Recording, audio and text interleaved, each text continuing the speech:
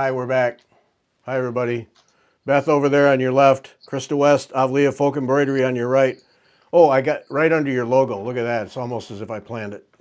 I didn't, Perfect. but we're going to go with I planned it.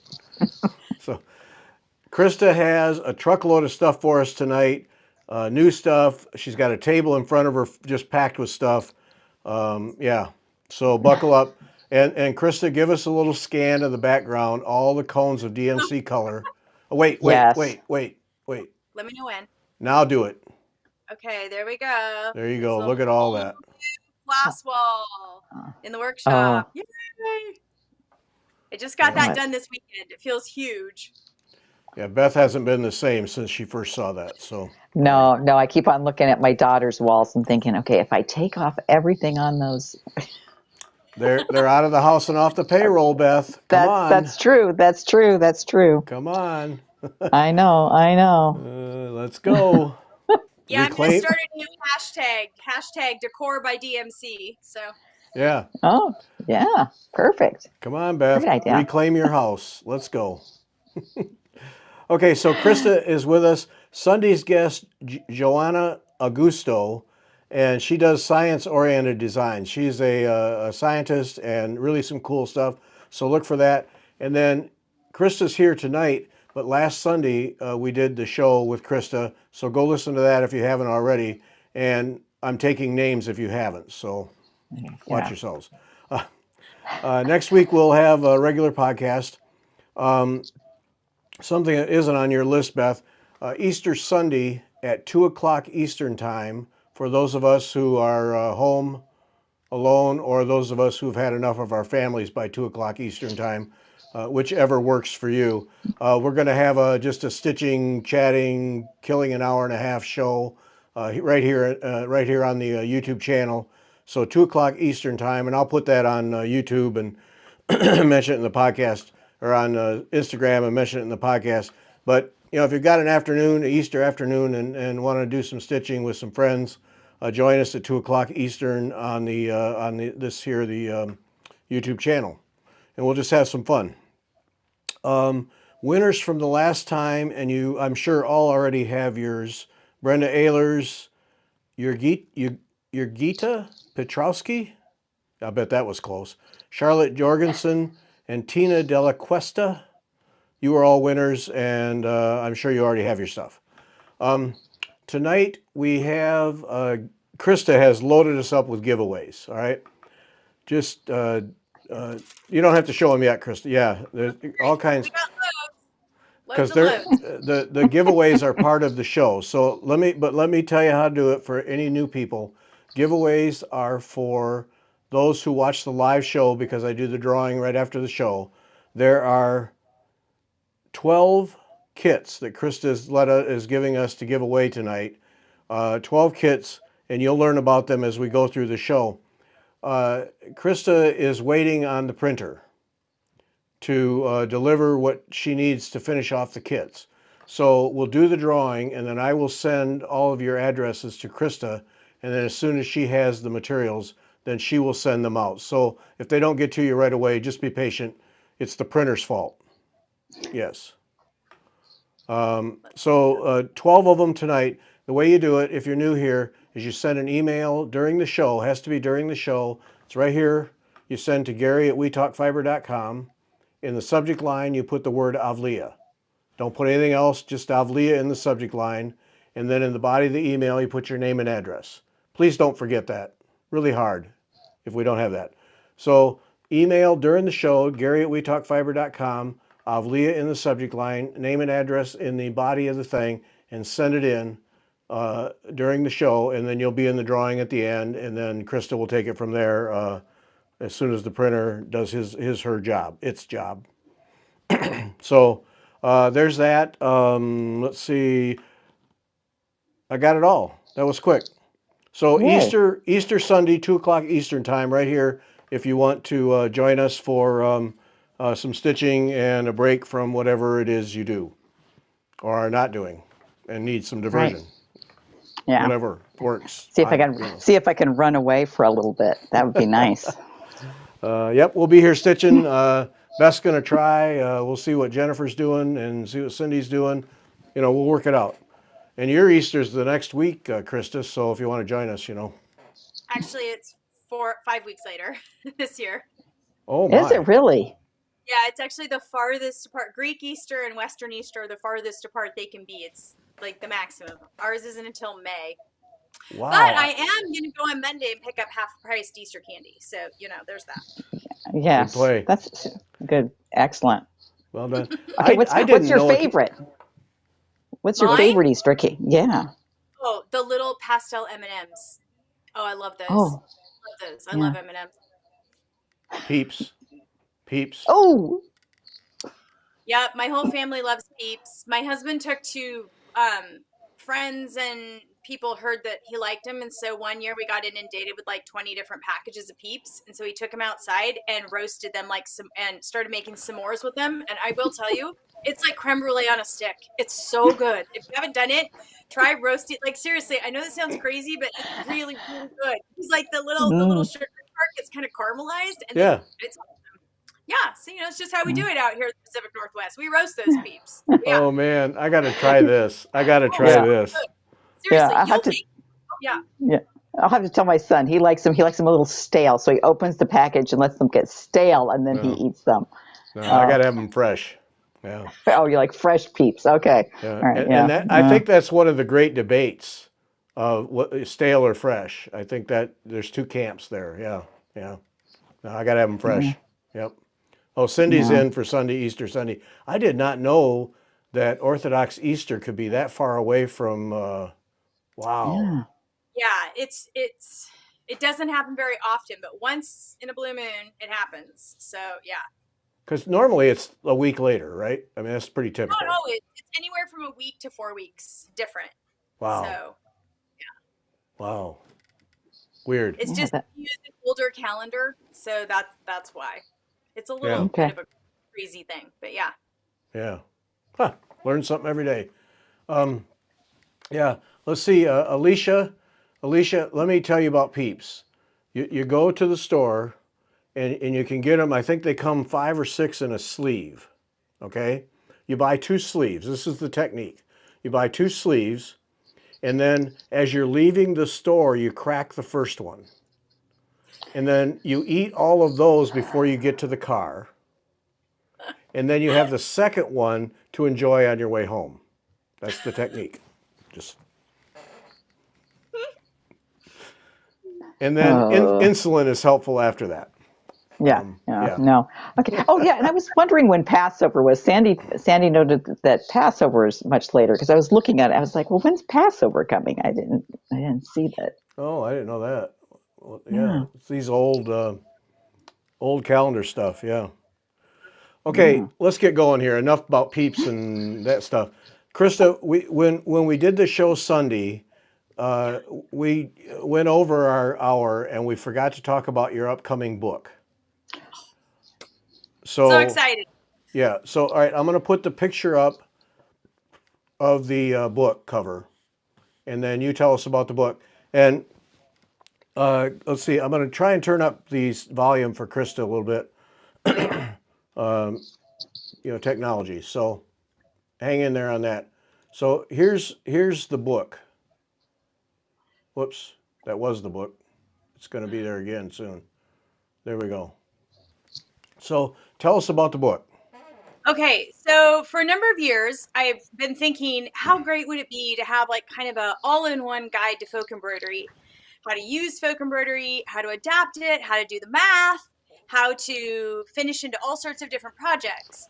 And I had a folder on my laptop that was like the book. And I kept throwing things in there. And I thought, well, eventually one of these days I'll get to it. And then about a little over a year ago, I broke my foot. And I was told, my doctor was like, okay, you have to be entirely non-weight bearing for 8 weeks. And I was like, I am going to go crazy. Like I came home from the doctor's office, like, what am I going to do? Because I'm a really active person and like I stand to be in the workshop most of the time. I work at a stand desk and I move around and I'm grabbing bolts of fabric. And so I was honestly in tears coming home from the doctor's office. I thought, how am I going to handle this? And then I was like, the book. Wait, I've got the book. That will keep me busy. So for the next like 2 months solid, I worked on pulling all the stuff together. And what I really wanted is in the craft industry, there's those books that are like really gorgeous, sort of inspirational books that have like 6 projects in them. And they're beautiful and everything. They're like more like coffee table books for crafts. And I love those. But for me personally, like that's the kind of book I always check out from the library, because it's like, if I'm going to actually add a book to my own personal library, I want something that is inspirational, but also informative. And so I went to the publisher. I shopped it out to a couple different publishers, and I basically said, what I want is kind of a combination book that's both inspirational, but also super informative. Something that's pretty, but also a reference work. Something that that's going to be really worth the value, be really high value as a book. Because, we've all bought craft books over the years. And I know the ones that have like stayed in my library through every single purge. And I regularly purge out my stuff. You can just ask Pamela. We just went through a workshop purge. And for me, I wanted this to be like the kind of book that you'd have in your library and you wanted to keep there for years. So the book is actually set up with this really cool, David and Charles is the publisher that eventually chose me. I was thrilled because they're known for creating, as you can see, really pretty books. And I told them, I said, I'm sorry, but like, it has to be pretty. It has to be a beautiful book, because that's what folk embroidery is to me. And their design team was, oh my gosh, it was hilarious. The first meeting we had, the graphic designer had created a whole Krista mood board with like all of these images. And I'm like, oh my gosh, it's like you can see in my brain. I mean, it was incredible. And she had like looked at all the Avlea kits and photos and things, and they really got my style. Like I almost barely lifted a finger trying to express kind of what the look was I was going for the book. And then we really got down to work. So I designed 14 essential projects that are in the book. That's if like you've never done folk embroidery, you've never worked on a folk fabric before. It's like, here you go. Everything is given, the full charts there, all of the supplies you need, everything's all laid out. And those are beautiful. They did such a great job with those spreads. Then after that, there are chapters on finishing, including a step-by-step photos for my drawn thread hemming technique, how to turn things into a bag, a cushion, an iPad cover. What else do we have? Banding for clothing, like a pocket for a apron or a child's dress, and some other projects. And then there's a whole chapter on designing your own folk embroidery. And it's like, I like to think of it as the math chapter. But I've created like these worksheets. So basically you just go along and you just fill in all your little bits of information. And then voila, at the end of the worksheet, like the size of fabric you need, or whatever. It's the same process I use whenever I'm designing a kit. It's just kind of in this convenient form for somebody who's new. Because that way, if it's like you look at the design on the cover there, like the one in the lower left-hand corner, that little green and pink design, and you're like, I like that, but that's a small table mat and I want a bigger one, then basically that math walks you through how to do that. And then the whole back half of the book is 153 charts, because the 175 in the title includes all the 14 essential projects. And then there are all these pages of charts. They're just full color charts of all different designs.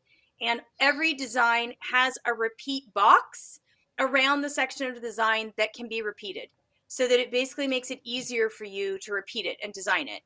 And in talking to this over with David and Charles, we think this is probably one of the first real books on folk embroidery that's come out in decades. So, and it's definitely kind of a new thing in the cross stitch in the cross stitch world. So I'm really excited. Well, I have to say that I'm sold already, because we've talked many times about the versatility of your designs in terms of making them smaller or bigger because of the repeating patterns. So this book is going to give people the hand-holding they need to make that happen. So they basically can customize their piece to whatever size fits best on their table or hangs on their hook or whatever it is they want to do. This will do it for them then. Oh, that's cool. Exactly. And then I also have in there a new technique for a cushion cover that we haven't even debuted at Avlea yet. It's going to basically debut in the book. And this one I'm really proud of. It's a mitered cushion border. So what it does is it allows you to take a small piece of fabric and stitch up a really cool design, even something as small as 5 inches by 5 inches. And then I walk you through the math of how to add a different fabric, a coordinating fabric as a mitered border to make a pillow. So you can basically take a small piece of embroidery if you just want to work up something fast, and then quickly sew this mitered border to it, and voila, you have like this amazing pillow. Oh, that's a fantastic idea. Yeah. Because then you can change it out. You know, it's easier to change your decor out if you want to for a season or when you get new furniture, which I never do, but you know, hey.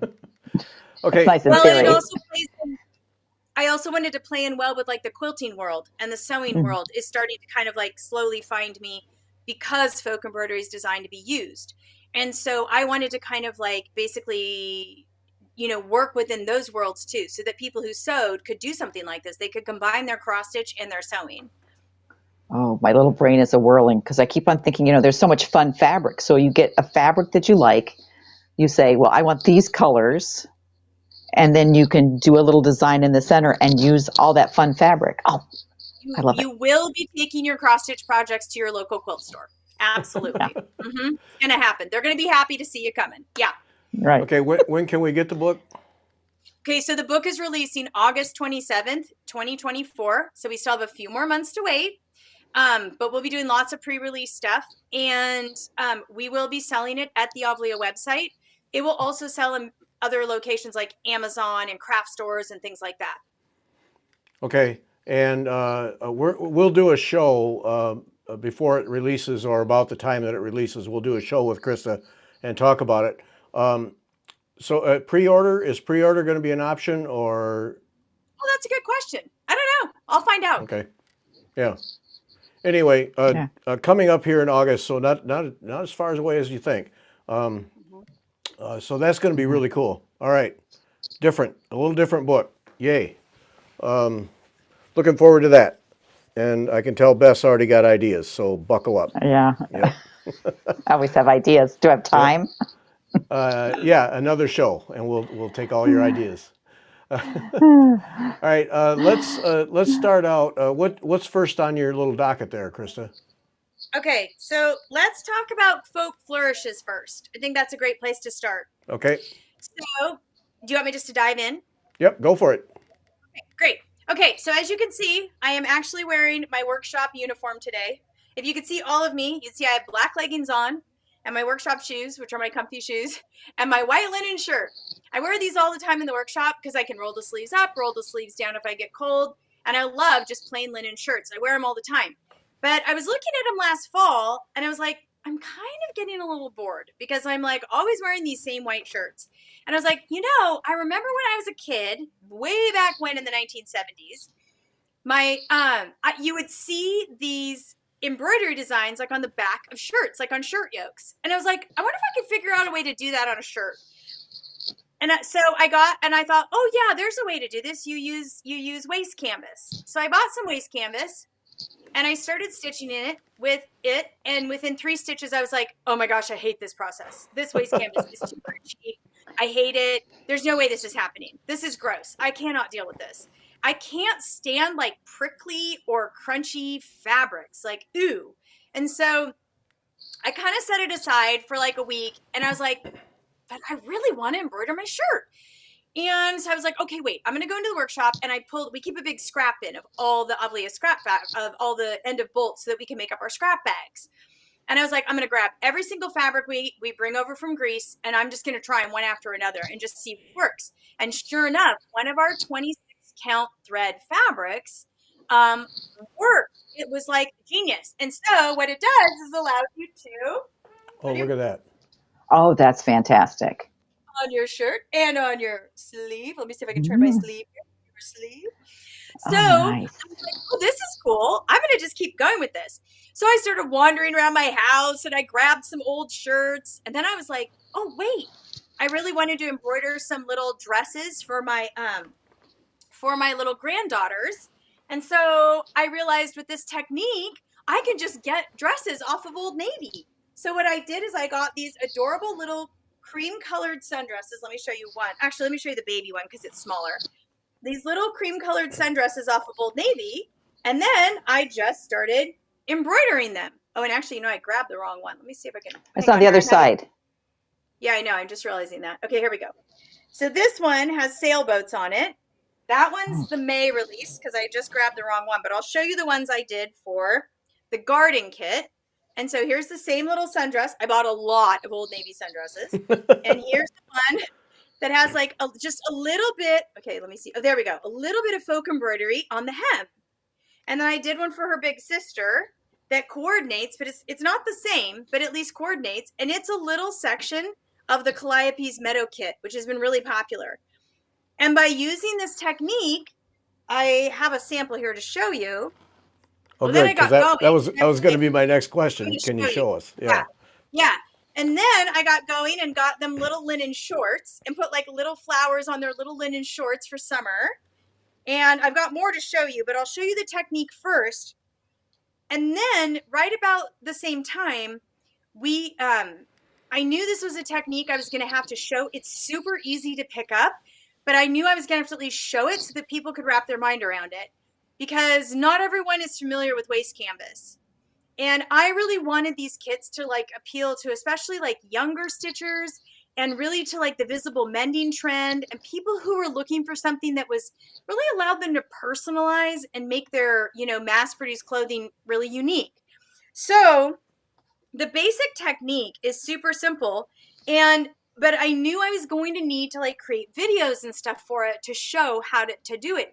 And right about that time, we have a sun porch. We have a 100-year-old house, and there's a sun porch that we don't use much because they disconnected the heating system years ago. It's a true sun porch, and so it's never heated.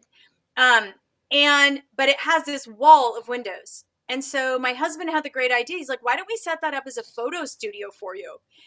And I feel like a kid in a candy store. So I have this wall of windows. I have a table in there now and light, so much light. And now I can take all these videos. And if you want to see this in action, we just released the first Instagram reel yesterday afternoon, and it's already trending and going viral. It's had over 6,000 views just in the last hours. But basically, okay, so here's a tote bag. This is just a basic muslin tote bag I got on Amazon. You can buy a pack of 6 of them for really cheap. So the way the technique works is you take the Folk Flourish fabric, which you can see right here. I'm going to kind of move it forward like that. You baste it in place, and then you just cross stitch over it.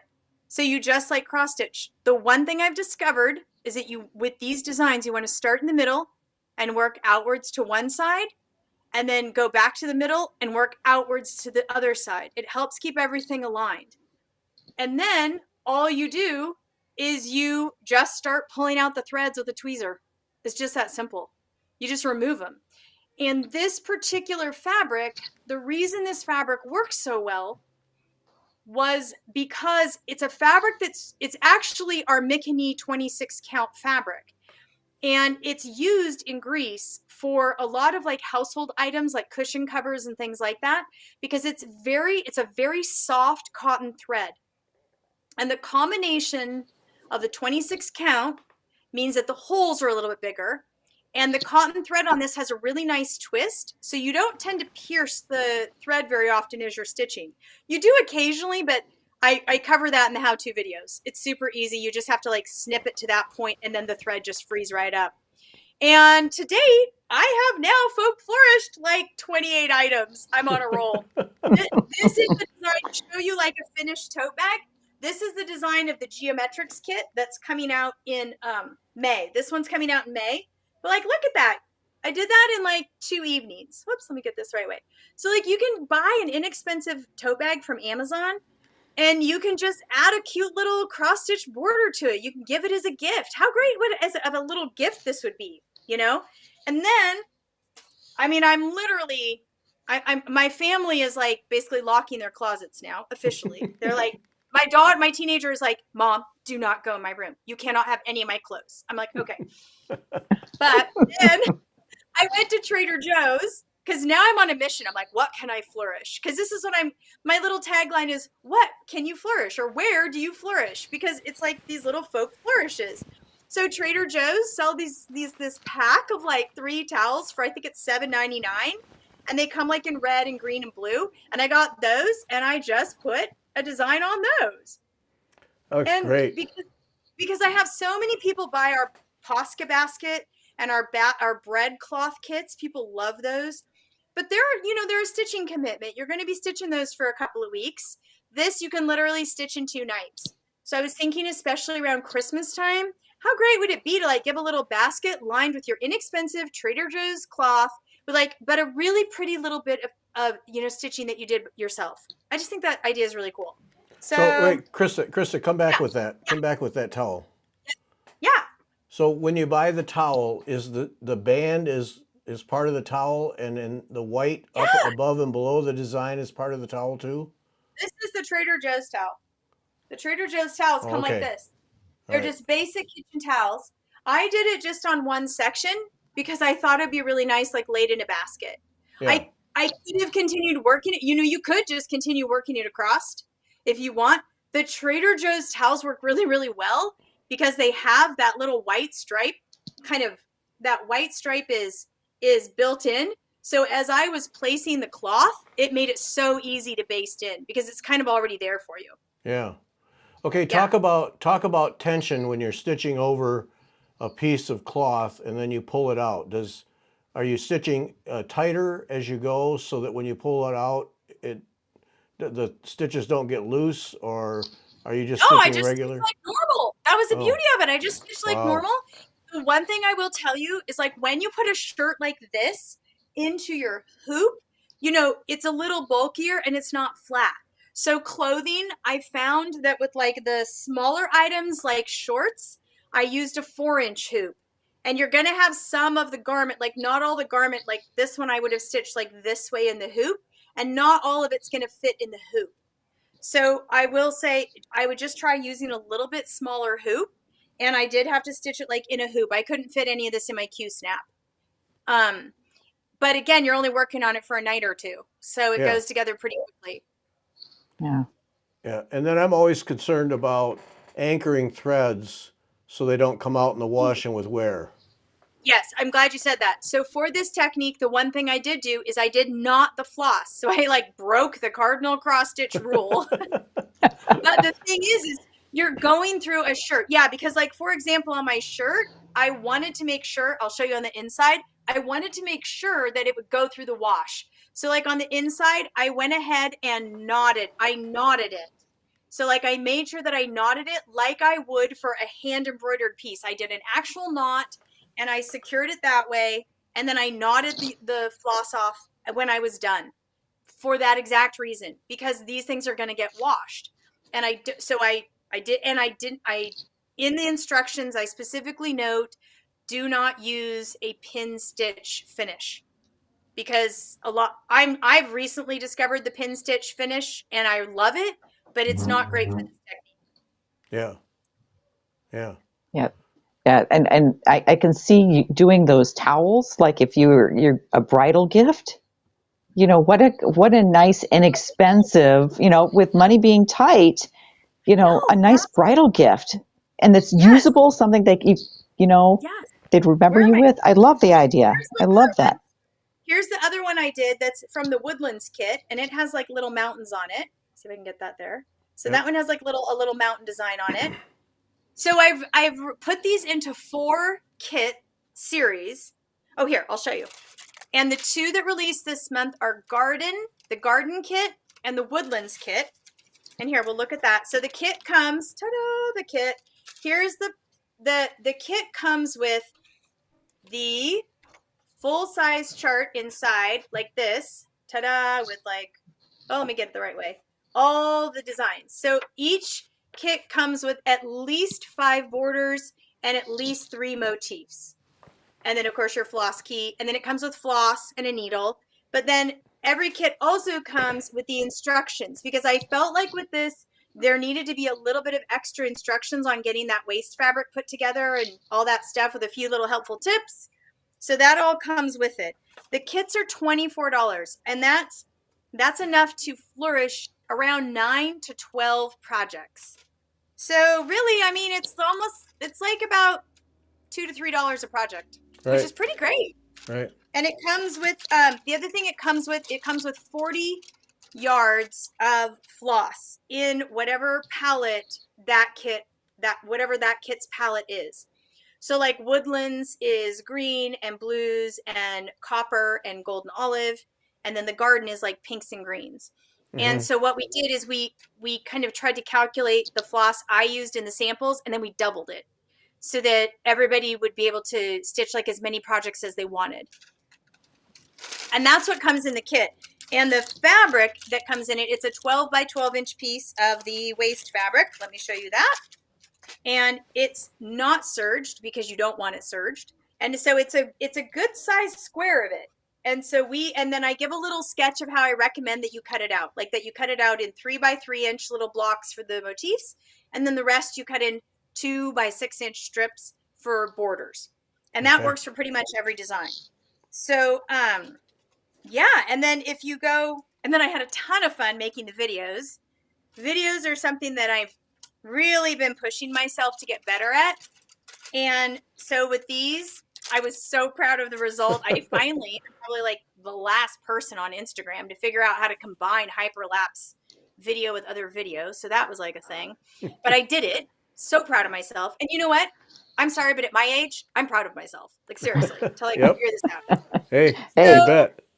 I mean, it's not easy for someone who literally the phones were still on the wall when I was a kid, people. So I feel like the video part has been huge for me. But again, it's like photography. I've got to learn that to be able to communicate. So I was so pleased with myself. I came up with 2 videos, and partly the name didn't even hit me until yesterday when I was putting it on the website. But there's a pair in the Woodland kit. I did a pair of women's shorts they're women's shorts off of Amazon. And then I did them with this really pretty little tree design. Oh, that's Again, nice. just a little hint of short. Like it's just your summer shorts. It's just the things you're going to go out in the garden or go for a walk for. Nothing big, but you've got this really cool little bit of folk embroidery on them. So the shorts, I did the video with these, and then I realized I was explaining that I had one video that was shorter and one video that was longer. And I suddenly realized it is officially the short shorts video. It is the short. Okay.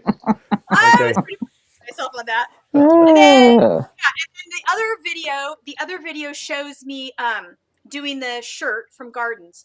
So the short video just gives you the overview. I mean, if you stitch, literally just go watch the short video. It's 2 minutes, super easy. The longer video is 18 minutes long, and it shows how to do it on a shirt, on the shirt yoke, and how you line up the pattern and line up the design. And it's a lot more sort of if you want to hear me talk through every little thing and watch me remove every little thread, that's the video for you. So okay. There's all right. options. So that gets to the question that I had when we're doing these. Do we always have to pay attention to the direction of the weave of the shirt or shorts, or how much of that is a factor? Not too much. It's pretty flexible, because the thing is when you take it out, I'm looking at this, and yeah, I mean, when I was lining things up, I do try to, let me find my sample here.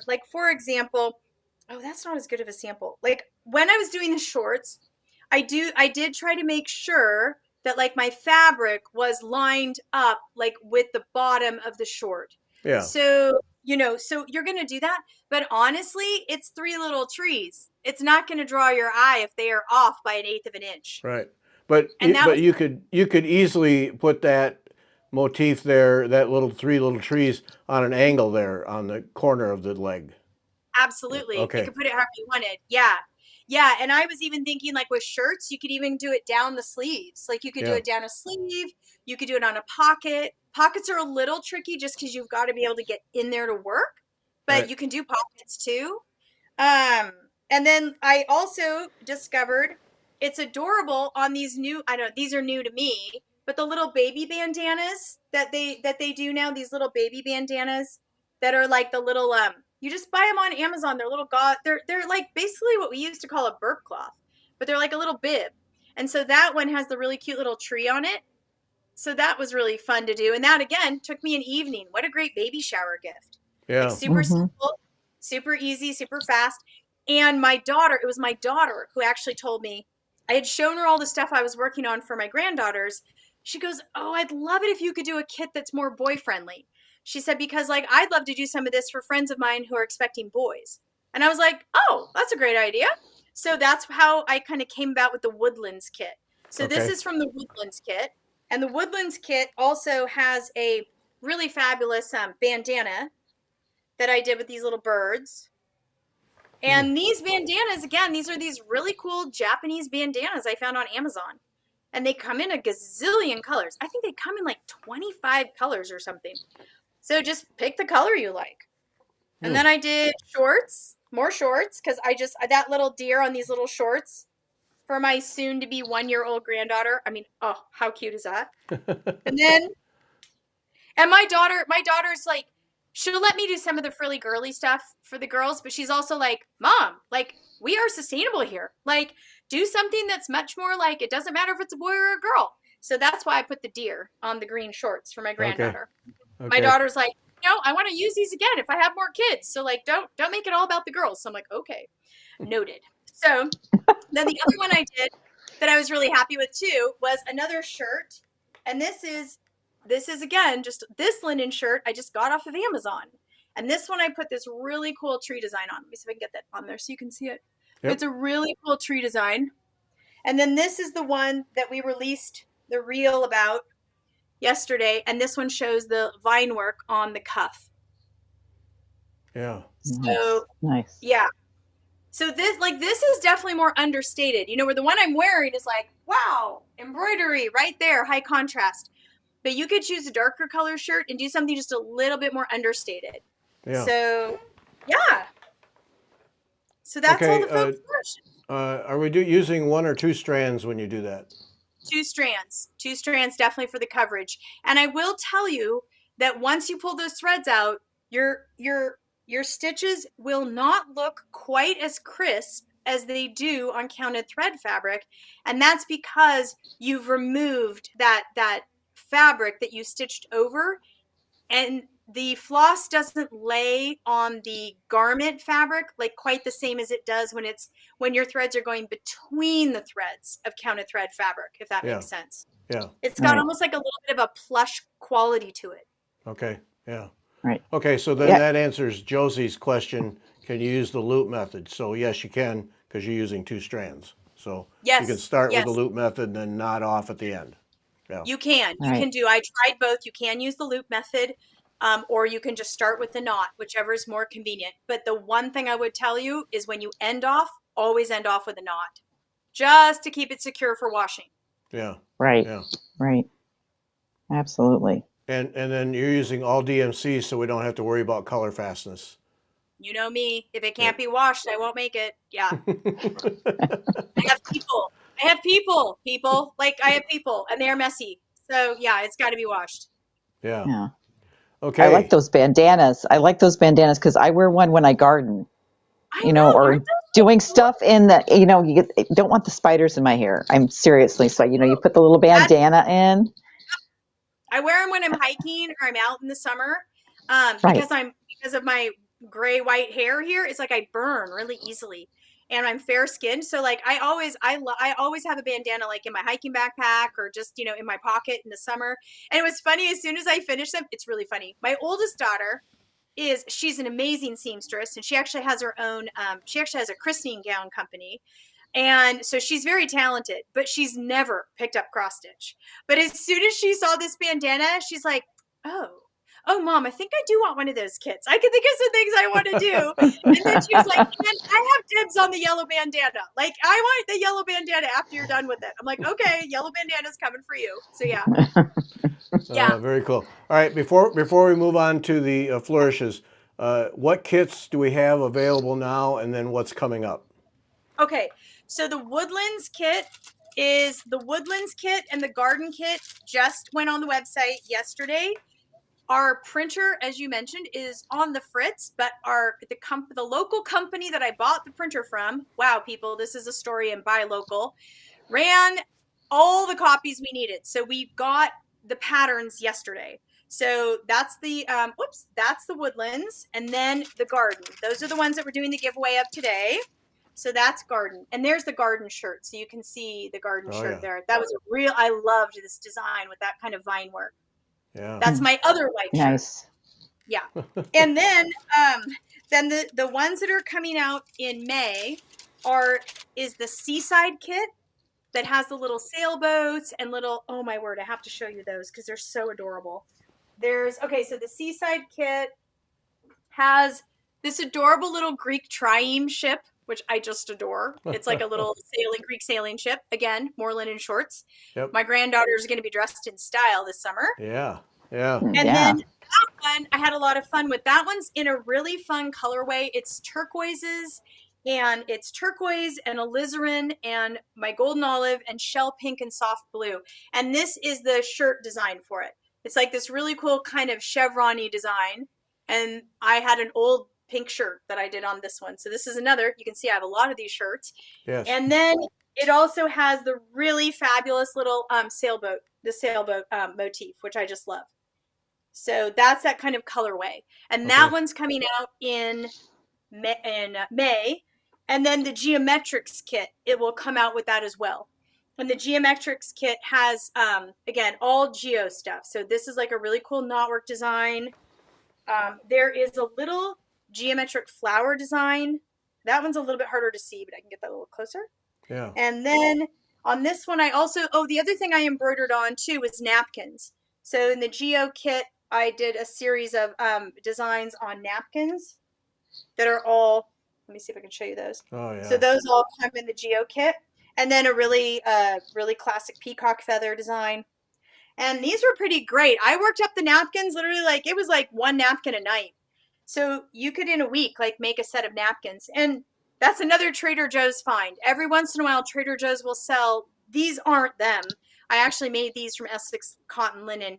But Trader Joe's does sell, usually around the holidays, they'll sell packs of 4 linen napkins. They'd be great for this. So, yeah. Okay. Jolene wondering, could you use Stitch Fix? What Stitch Fix? I don't know. Me neither. Okay. Well, we don't know what that is. Yeah, I was wondering. Yeah, I don't know either. Yeah. News to me. Yeah. I don't know if it's like a fixative or something. I'd probably be inclined not. Oh, maybe it's some sort of fixative to adhere the waste fabric to the fabric. Then that would be a no, because you need that waste fabric to be able to just pull it out with the tweezers. Yeah. Okay. Yeah. I will be releasing. I have 6 different reels that show a bunch of different projects that I've done over the last month. I will be releasing those to Instagram over the coming weeks. And so it'll show the technique a gazillion times. Hyperlapse, Krista removing threads with the tweezer over and over and over again. But at least I figured out how to put it in hyperlapse so you don't have to sit there and listen to me the whole time I'm removing all the threads. So there we go. We'll take that. Yeah. Okay, Jolene, if Stitch Fix is something else, let us know, because we're all clueless. Yeah. Yeah. So, yeah, but you don't want to glue the waste linen. That would kind of wreck everything. So, yeah. I want to run downstairs and get my capris, and wouldn't that be cute? Just around the bottom edge. That's my next. So funny. I just hemmed them yesterday in the workshop. Then the last sample I'm doing for the Seaside kit is a pair of kind of soft blue, loose linen pants. And I'm going to do them at the hem because I have this really cool little wave design that I wanted to use.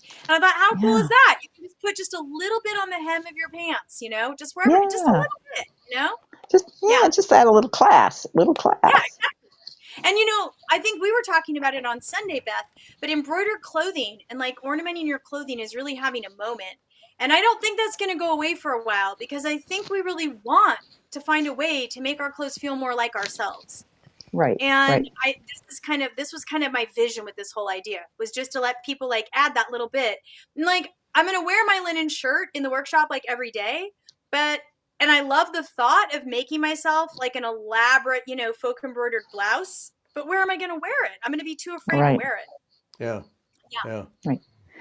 And Kathy has a question. If we use up the waste fabric in the kit, can we purchase more waste fabric? Yeah, we're selling it. It's on the website in the Fabrics and Notions page, and it's labeled folk. We're calling it folk flourish fabric so that people understand that it is exactly the fabric for that project. So we're kind of like giving it its special little name. Yeah, you can buy it. We're selling it in fat quarters, half yards, the usual lineup. Okay. Well, and here's something, your daughter said something about sustainability. I know, the idea of keeping your clothes, making them last. This makes them much more, versatile, I think, or you can use them overnight instead of this being, oh yeah, I've had this shirt forever, but you make it look add a little jazz to it, Oh, totally. And like this shirt I've had for probably like 3 or 4 years now. So it's definitely a little tired. Like it's got some stains on it and things like that. But now I'm kind of like going out wearing it with pride, being like, hey people, check out my embroidery, And the same thing with that pink one. That pink one is a Foxcroft linen shirt I have had for over a decade. And I have in our old house, I have this teeny tiny closet in my bedroom and there's a window in it. And my pink shirt was sitting next to the window all last summer and I didn't realize it. And I didn't have a curtain up and it got sun bleached on one arm, on one sleeve entirely. Like I look like I got this racing stripe down one sleeve. And I was like, darn it, I'm going to have to give that shirt away. I love that shirt. Then I was like, no, I'm not. If I throw a little embroidery on it, it's just going to look unique, So I do think this is a great way to repurpose clothing. Absolutely. Yeah. Yeah. Josie wants to know if you're going to have a kit with letters. Oh, that is a great idea. Josie, apparently I haven't thought about it, but I'm making a note right. I'm literally looking around my table to find the pen that Pamela leaves on the table so I can make a note. So Josie, yeah, coming idea. up, Love Josie. Yeah. There you go. That's a great idea because I have had in my collection of vintage needlework embroidery booklets that I have been adding to for years now.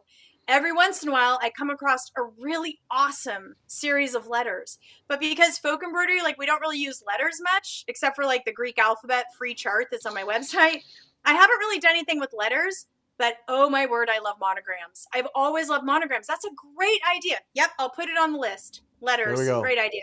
We're also I'm coordinating with a friend of mine who's a quilter, and I'm also hoping to try and use this idea for quilt blocks and to use some of my existing square designs like Mediterranean motifs or Mediterranean sampler and use those and stitch those onto quilting fabric that can then be put into a quilt. So I have that one's actually in the hopper right now. Okay. All right, Josie, good job. And Shar, no, she didn't go to Greece because she busted her foot. So. Yeah, unfortunately I did. I had to put that trip on hold. But fingers crossed, I'm planning the next one. I will keep everyone apprised. And when she goes, we're going to try and do some shows while she's there. So. Oh yeah, we should. Yeah. We totally will. Yeah. Yep. That would be so much fun. Yep. Fun. I'll take you guys through an ergo hero, or we'll like do a folk museum or something fun. Yeah. Yep. You bet. Oh yeah. Cross stitch over stains. Darn right. Why not? Oh my gosh, see, that's a great idea. I wouldn't have thought about that. Yeah, exactly. Something that you've got stained. Especially, I was thinking, especially for kids' clothes, it's a great way to like pick up stuff. And one of the next things I want to do in a couple of weeks, I want to go to my local thrift store and have my teenager help me. And I think we're going to do a reel, like Folk Flourishes thrift store edition, and like just pick out stuff from Goodwill and just see what we can find that I can then like flourish. Yeah. Yeah. Just for fun. Just for the challenge of it. Yeah. That's a great idea. idea. Okay, we're going to run out of time. Next thing. Okay. Next step. Oh, so three of those kits, the Woodlands and the other one. 3 woodlands and 3 garden. Mm-hmm. 3 gardens and 3 woodlands are what we're giving, are part of what Krista is giving us to give away tonight. So up at the top now, send your emails during the show. Yep. Okay, go. Great. You want the next thing, the work bags? You bet. Oh, I love these bags. I'm telling you, I love these bags. I know. I do too.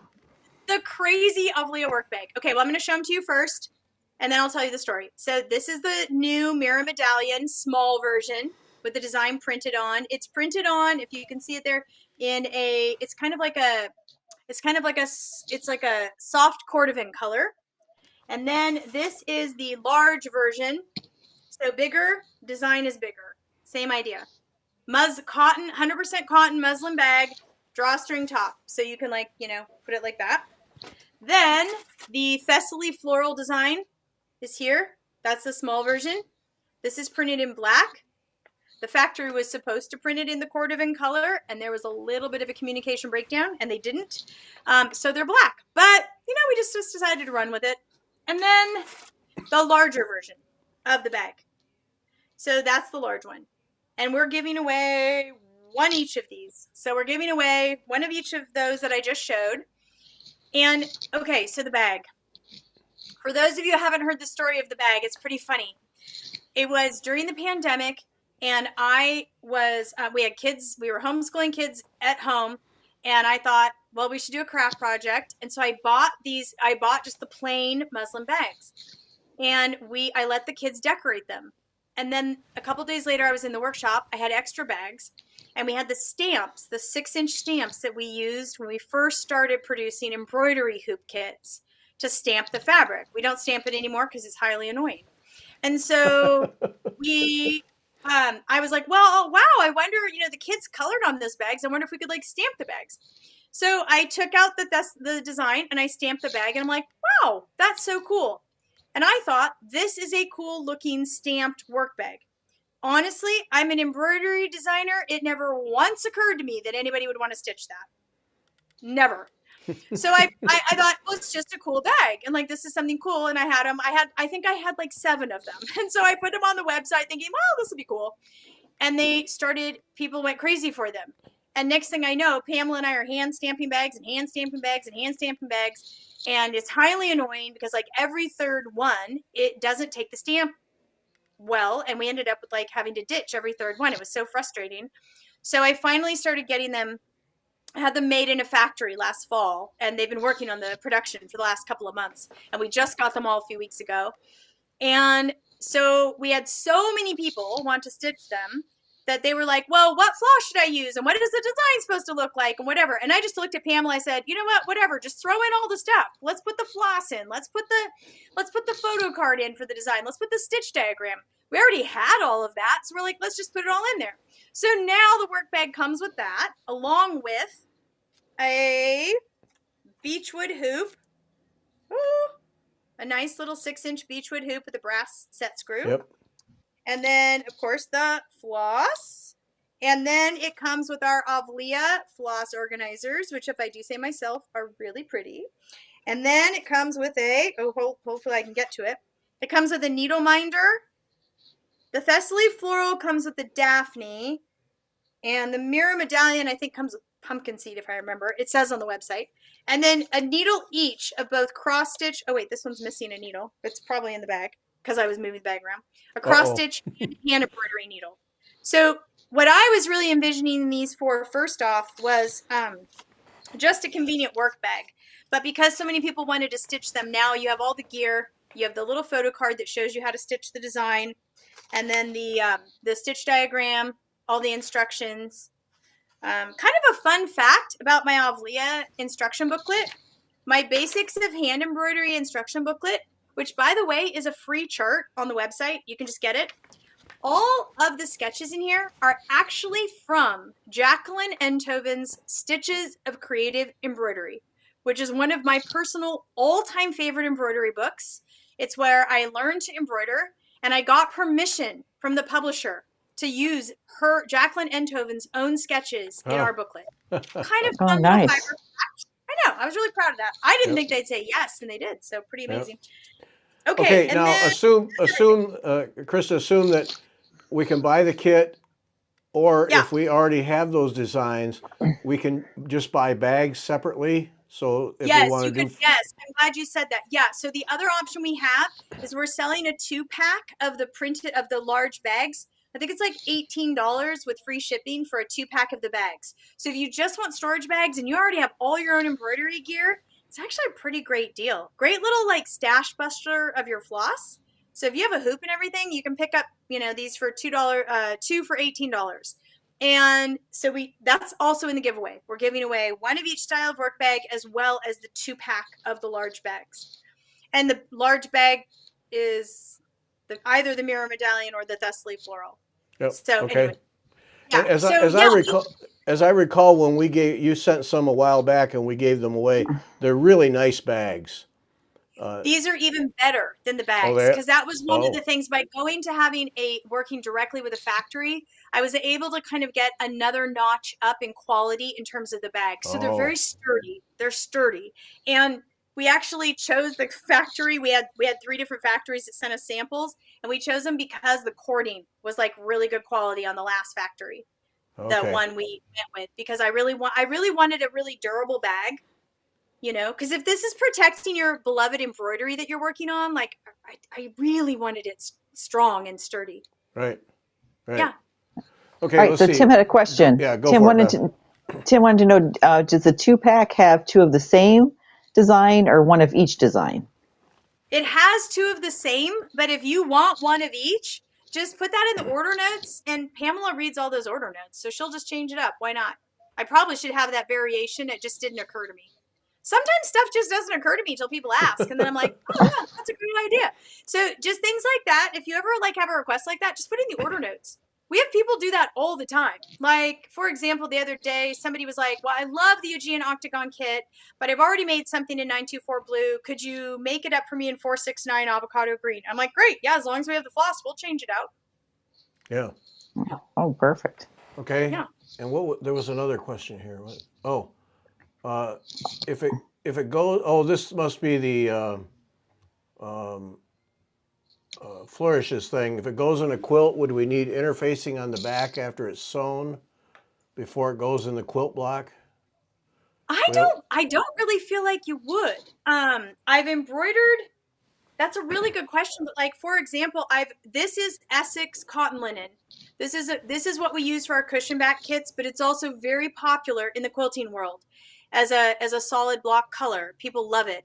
And honestly, I just stitched it like this, but the back looks like this. It's pretty secure. I mean, I wouldn't see the need, especially if you're putting it in a quilt with batting and a backing. I don't really think you need any specialty interfacing. Yeah. Okay.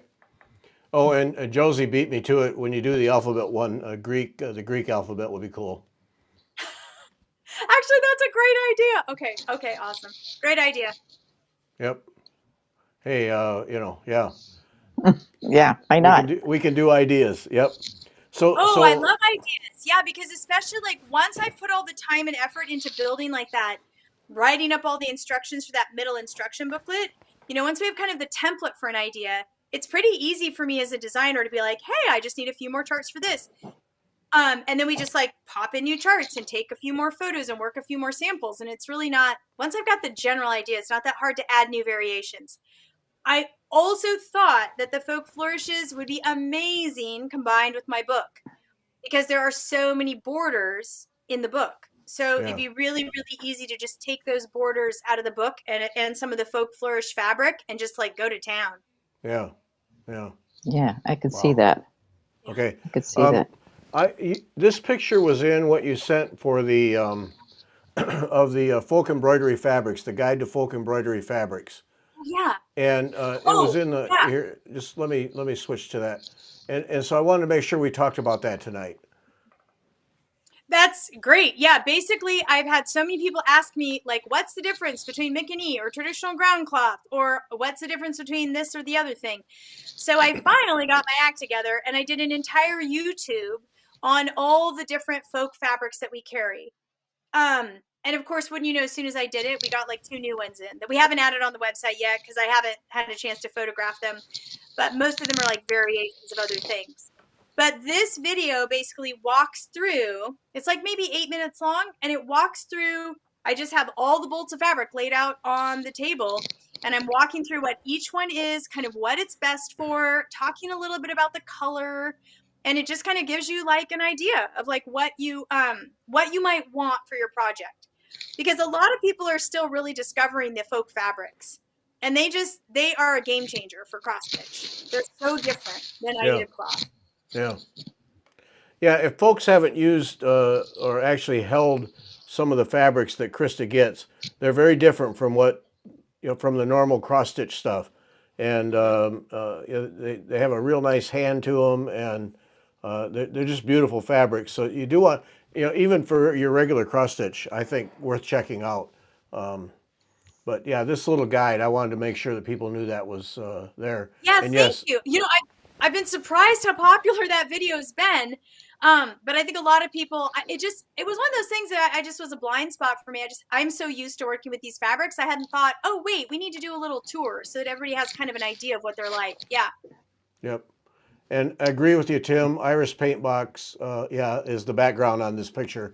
One of my favorites too. I'm with you 100%, Tim. Zoriana, one of my ultimate favorites. Zoriana wants to know the profile name on Instagram. Oh, Krista M. West. Sorry about that. It was new, and I actually didn't even have, I had no social media accounts whatsoever until I started Avlea. And I didn't know what I was doing, and it didn't even occur to me that I should actually use the business name. So there we are. Hey, hey, happens. It is. It is what it is. Yeah. Yeah. No, lots of people got caught in that little quandary, whatever. Yeah. Yeah. Because you don't know what lies in the future, and it's hard to change. Well, and all of my social media links, and I did fix the Facebook one, Gary. All of them are on the Avlea website. If you just go to the homepage and scroll to the bottom, they're all right there. So. Yeah. Let's see here. I don't know. I'm debating here. We'll have people give their opinion. Okay, so I'm debating. I finished my blue larkspur, so I thought it was time to start a new Avlea. So I've got primrose. Yeah, this one, or this That is a tough choice. I know. Well, the Baltic Easter basket cover, that's the one that I did for Just Cross Stitch magazine a few years ago. But it's still really popular. It's a beautiful, beautiful Eastern European design. Really lovely. Yeah, and I think my daughter wanted a breadcloth. Oh yeah, there we go. There I am. Yep, so that's all the things. There I am. There she is. So there, Krista M. West is the, note Krista with a K, folks. Oh, yeah, thanks. Yeah. And I really try hard in my Instagram. I really try hard. I'm really just not into super high sales pressure or anything. I really don't like that as a business owner. And so I really try to make my Instagram just beautiful pictures of embroidery, inspiring, beautiful pictures. So, I will do reels on techniques and things like that. But for the most part, I kind of want people when they open up their Instagram and they see one of ours, it's I want them to just be like, oh, that's beautiful. That's inspiring, that kind of a thing. And then YouTube, YouTube, I kind of fell off the wagon of YouTube over the last few months just because things have been really busy. And I popped back in and was like, wow, I was kind of surprised at how many followers I have. But I am back on track with floss tubes starting early April. I'll be doing that. And then, of course, we've got the new Folk Flourishes and then the short shorts one. Yeah, so here's the 18-minute one there. There's the long one. And then down there is the short shorts. Yeah, how to folk flourish shorts. There it is. Oh, right there. Yep. Right there, yeah. So that's a fun one. And it's just it's really fast. It just gives you a 2-minute overview. Most cross stitchers, if you've cross stitched, just watch the 2-minute video. You'll be like, oh, that's how I do it. No problem. It's easy. Yep. Yeah. So let's see. Yeah, and how are the cushions going? Are people still enjoying them? Who knew the world needed so many folk embroidery cushions? Oh my gosh, it makes me so happy because I thought I was the only person in the world who wanted a total couch filled with cushions. And I'm not, which is great. The cushions are huge. The cushion back kits are, we just did a whole new redesign of the homepage, which is kind of fun. So that's a little bit more exciting and updated.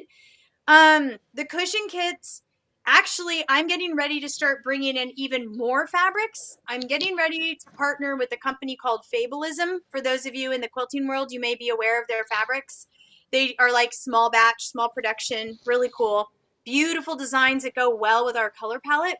And I'm going to be adding at least 2 new colors of cushion backing kits, because the cushion backing kits, again, that's another thing that I had no idea how much need there was for you to just be able to buy a simple coordinating cushion backing.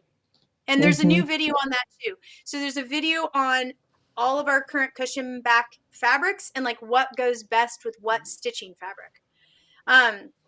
But I definitely think I'm going to be expanding more and more those cushion backing kits and offering new options, because it's kind of fun for us in the workshop. But yeah, they're really popular. We sell a lot of cushion kits, a lot of cushion kits. Yeah. Ruthie, AvleaEmbroidery.com is Krista's site. You can buy from there. But most shops, like Kim at Sassy Jack, she carries Krista's stuff. You can get them from your regular shop too. Whatever works for you.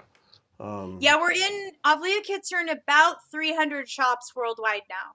So, if you want to support your local place, support your local place. If you want to order on the website, totally up to you.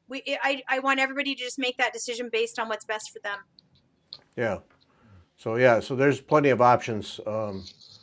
That's right. I was trying to get those things up there because when you were showing that, Beth, and this is the one I just pulled out just the other day. I love this one. I love that one. Sea of Light border. Yeah. So that's colors in that one. So fun. And that is a big the one. Threads. What? I was wondering if Gary had his threads. That's what I wanted to see. The thread pack that went with it. Patience. The original on that one is actually the original version of that I saw was from the 1970s and was done in very, very 1970s yellows. And I wanted to change it up and make it into like a totally different color palette. So the blues are so fun. Yeah. Yeah. Yeah. That is nice. So nice. And it doesn't show. Where's the border on this? Oh, well, I'm not going to show. Yeah, and then it's stitched in such a way to make it look like a drawn thread border. It's like a faux drawn thread border made with cross stitches. It's designed to kind of give that effect, but with cross stitches. It's unusual. I mean, I've seen it a couple of times in vintage places, but it's really cool. Yeah, and it's big. It's a big sucker. That is one of my favorite kits. Yeah, definitely. Yeah. So it's tons of stitching happiness there. You got lots and lots of stitching happiness there. Hours of fun. Hours of fun. But it's I'm gonna just this is the chart here. I don't want to show but anyway, there's good. It can just stay out of focus. But that's how it goes. Yeah, that's how. So that's like I was gonna make for Margaret to put on the table because you can put something right in here. Exactly. And I have mine currently on a table like diamond fashion. So it's like a small accent table, and then I have it like basically so that each corner with that motif is showing right there on the corner of each side of the table. It looks really nice. Yeah. For those interested, that's the Sea of Light border. Sea of Light border. That's that was we visited our son and daughter-in-law in Illinois this weekend, new house. Kevin, you want me to bring tools so I can help you do stuff? No, there really isn't much to do. We got there Saturday morning, worked till 8 or 9 o'clock Saturday night, started Sunday morning, worked till 9 o'clock Sunday night, hanging curtains and all kinds of stuff. Yeah, not much to do. No, you don't need to bring any tools or anything. We're good. Yeah, sure, Kevin. So my bag full of stitching that I hauled all the way there never even got looked at because we got nothing. We got nothing to do. We're just going to hang out. Yeah. You're just going to hang out. Yeah. Right, son. Right, son. Yep. Okay. And Josie wants to know, do you like blue, Gary? No. I'm completely moving to orange. Yeah. No, I'm over blue. You're over blue. Wait. No. That's a gorgeous piece. Josie, I don't know how to operate without blue. It's just that simple. Yeah. I love blue. And I'm actually so grateful that so many other people love blue because I have to say, like, And Pamela loves blue. Pamela actually likes blue. Pamela is my workshop assistant. And so every once in a while when I'm working on a design, like this morning, we were kitting up a design for one of our sample stitchers. And I had originally planned it with the 926 gray green medium. But when we paired it with the fabric, it was a little flat. And we were like, ooh, let's go really dark. And so we changed it out to the 930 antique blue dark. And it just was so beautiful. And I love those like blue on white designs. Oh, they're just so beautiful. That crispness and like, yeah, it captures kind of the high contrast quality of a lot of traditional black and white folk embroidery without that like too muchness of, all black on white, I love the blue and white. Yeah.